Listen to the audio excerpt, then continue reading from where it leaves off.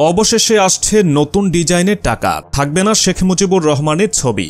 ২০, ১০০, ৫০০ ও ১০০০ টাকার নোটের ডিজাইন পরিবর্তন করছে সরকার। নতুন করে যুক্ত হবে ধর্মীয় স্থাপনা, বাঙালি ঐতিহ্যসহ জুলাই বিপ্লবের গ্রাফিতি। ইতোমধ্যে বাংলাদেশ ব্যাংক ও সরকারের পক্ষ থেকে এসব বিষয়ে চূড়ান্ত অনুমোদন হয়েছে। নতুন নোট ছাপানোর বিষয়ে কার্যক্রম শুরু করেছে। সবকিছু ঠিক থাকলে আগামী ৬ মাসের মধ্যে বাজারে আসবে নতুন টাকা। কেন্দ্রীয় ব্যাংক ও অর্থ মন্ত্রণালয়ের সংশ্লিষ্ট কর্মকর্তারা জানান, বর্তমান নকশা থেকে শেখ মুজিবুর রহমানের ছবি সরিয়ে নেওয়া হবে। প্রাথমিকভাবে ৪টি নোটের ডিজাইন পরিবর্তন করা হচ্ছে। পরবর্তীতে ধাপে ধাপে দেশে সব ধরনের ব্যাংক নোটের ডিজাইন নতুন করা হবে।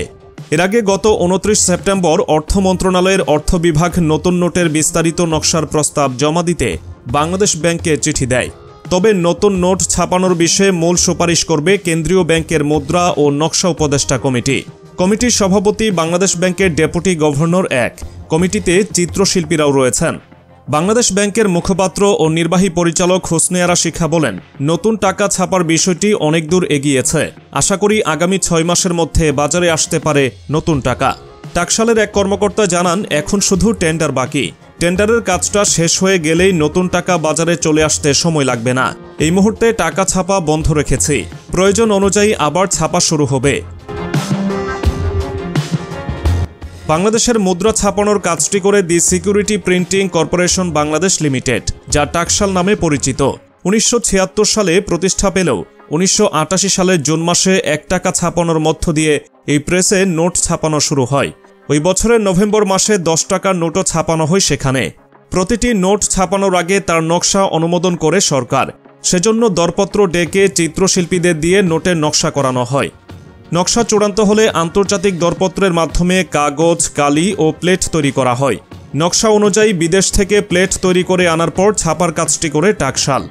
বাংলাদেশ ব্যাংক সবসময় টাকা ছাপায় না। সাধারণত একটি নোট ৪ থেকে ৫ বছর চলে, এরপর তা পুনর্মুদ্রণ করা হয়। ছোট মানের নোট বেশি হাতবদল হওয়ায় তা দ্রুত নষ্ট বা ব্যবহার অনুপযোগী হয়। বছরের জন্য নির্দিষ্ট পরিমাণ টাকা মুদ্রণ বা উৎপাদন করে বাংলাদেশ ব্যাংকের ভল্টে রেখে দেওয়া হয়। প্রয়োজন অনুযায়ী সেখান থেকে যখন নির্দিষ্ট পরিমাণ টাকা বাজারে ছাড়া হয়, তখনই তা মুদ্রা বা টাকায় পরিণত হয়। তার আগে সেটা টাকা হিসেবে বাংলাদেশ ব্যাংকের মানি সার্কুলেশন প্রতিবেদনে যোগ করা হয় না। বর্তমানে বাংলাদেশের ১, ২, ৫, ১০, ২০, ৫০, ১০০, ৫০০ ও ১০০০ টাকা ১০টি কাগজে নোট প্রচলন আছে। এর মধ্যে ২ টাকা থেকে শুরু করে ১০০০ টাকা পর্যন্ত সব কাগজে নোটে শেখ মুজিবুর রহমানের ছবি আছে। কোনো কোনো নোটে দুপাশে শেখ মুজিবের ছবি রয়েছে।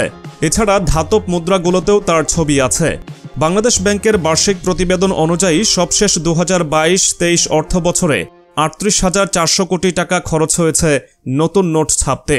তার আগের অর্থ বছরে খরচ ছিল ৩৭,৪০০ কোটি টাকা। আর ২০২০-২০২১ অর্থ বছরে ৩৪,০০০ কোটি টাকা খরচ হয়েছিল।